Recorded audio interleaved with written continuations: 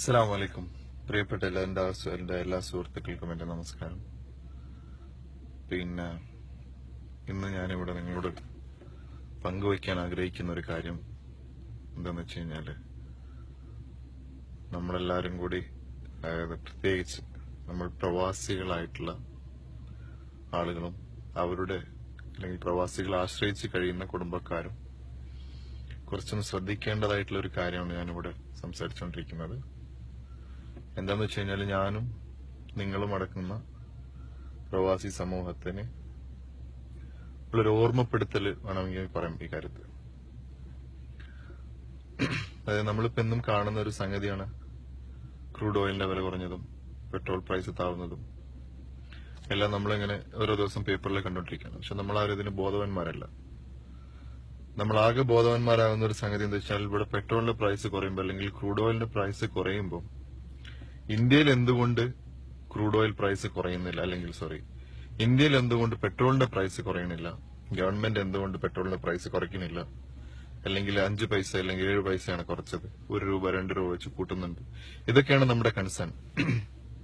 പക്ഷെ പ്രശ്നം അതൊന്നല്ല കിടക്കുന്നത്. നമ്മളെല്ലാം ചിന്തിക്കേണ്ടെന്ന, വളരെയധികം ആഴത്തിൽ ചിന്തിക്കേണ്ടുന്ന ഒരു അവസ്ഥയിലേക്കാണ് കാര്യങ്ങൾ പോകുന്നത്. ഒന്നാമതായിട്ട് GCC രാഷ്ട്രങ്ങൾ, പ്രത്യേകിച്ച് GCC രാഷ്ട്രങ്ങളുടെ വരുമാനത്തിന്റെ 90% UAE ദുബായ് കുറച്ചുകൂടെ ബെറ്റർ ആണ്. കാരണം അവർ മറ്റുള്ള സോഴ്സുകളിൽ നിന്നും അവർക്ക് വരുമാനമുണ്ട്. അല്ലാതായിട്ടുള്ള സൗദി, കുവൈത്ത്, ഖത്തർ, ഗ്യാസിനെ ആശ്രയിച്ച് കഴിയുന്ന ഖത്തർ, പിന്നെ ബഹ്റൈന്, ഈ ഒമാൻ, ഈ രാജ്യങ്ങളെല്ലാം പെട്രോളിന്റെ മാത്രം ബലത്തിൽ മുന്നോട്ട് പോകുന്ന രാജ്യങ്ങളാണ്. $140 ബാരലിനുണ്ടായിരുന്ന പ്രൈസ് 28, 30, 32 എത്തിയ അവസ്ഥത്തിലാണ് ഇപ്പോൾ ഉള്ളത്.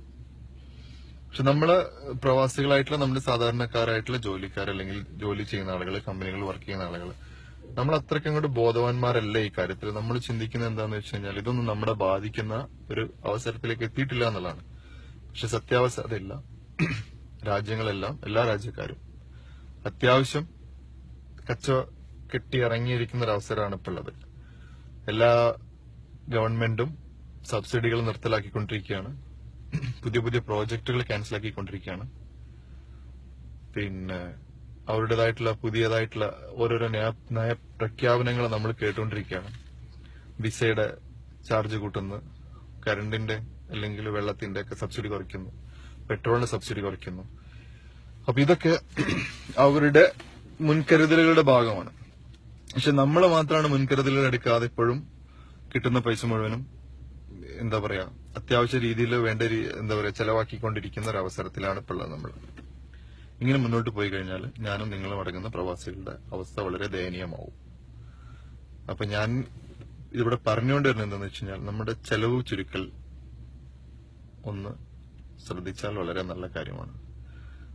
ഇറങ്ങുമ്പോൾ പുതിയ പുതിയ മൊബൈലുകൾ വാങ്ങുക, വാഹനങ്ങൾ മാറ്റുക, അല്ലെങ്കിൽ ആർഭാടമായിട്ടുള്ള ഡ്രസ്സുകൾ വാങ്ങുക, ഇതൊക്കെ നമ്മൾ ചെയ്യേണ്ടതായിട്ടുള്ള കാര്യങ്ങൾ. പക്ഷെ കഴിയുന്നതും ശ്രദ്ധിച്ച് ചെയ്യുക. പിന്നെ നമ്മളെ വീട്ടുകാരെ ഒന്ന് ഓർമ്മപ്പെടുത്തുക. ഏത് സമയത്തും നമ്മളെ നാട്ടിൽ പ്രതീക്ഷിക്കാം. അതുകൊണ്ട് ചെലവ് ഒന്ന് കൺട്രോൾ ചെയ്യാം.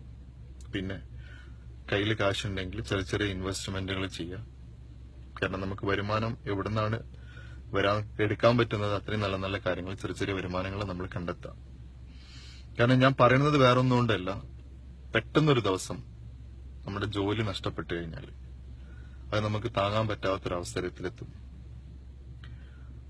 കാരണം ഈ ഒരു അവസ്ഥയിൽ പെട്രോളിന്റെ പ്രൈസ് ഇതേ ലെവലിൽ പോവുകയാണെങ്കിൽ ഒരു 1-2 വർഷം കൊണ്ട് എല്ലാ രാജ്യക്കാരും കടുത്ത തീരുമാനങ്ങളിലേക്ക് എത്തും.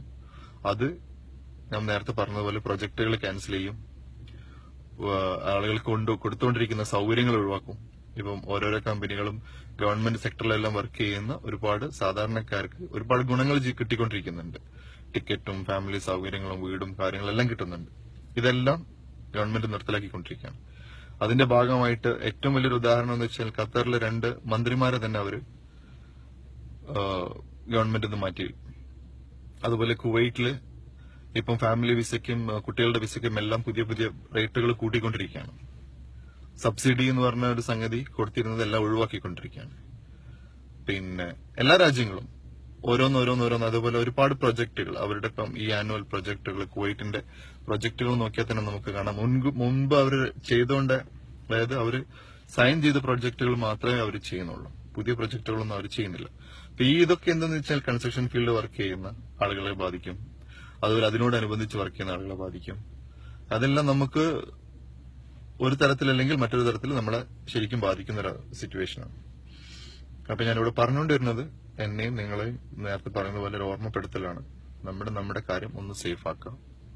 ഏത് സമയത്തും നമുക്ക് ഒരു ആഘാതം പ്രതീക്ഷിച്ചുകൊണ്ട് നമ്മൾ കാര്യങ്ങൾ മുന്നോട്ട് കൊണ്ടുപോവുക.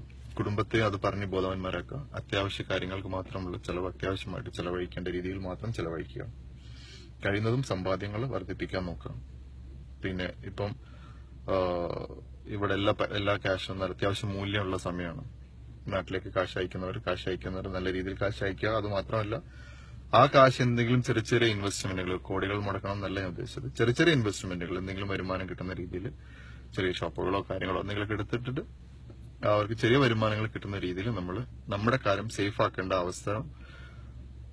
ഒരവസ്ഥ വന്നുകൊണ്ടിരിക്കുകയാണ് ഇപ്പോൾ.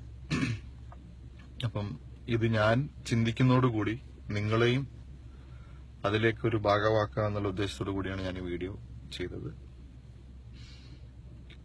ആരെയും വിഷമിപ്പിക്കാനോ അല്ലെങ്കിൽ ടെൻഷൻ അടിപ്പിക്കാനോ വേണ്ടി ചെയ്തതല്ല. പക്ഷെ അതൊരു മുന്നറിയിപ്പാണ്. കാരണം അത് എന്നെയും നിങ്ങളെയും ഞാനൊരു ഓർമ്മപ്പെടുത്തലായിട്ട് എടുക്കുകയാണ്. അപ്പൊ അതുകൊണ്ട് നമ്മളെല്ലാവരും കൂടി ഒത്തുപിടിച്ചാൽ നമുക്ക് ആർക്കും ഒരു ആഘാതം വരാത്ത രീതിയിൽ കാര്യങ്ങൾ മുന്നോട്ട് പോകാം. ഓക്കെ, ശരി, ബൈ.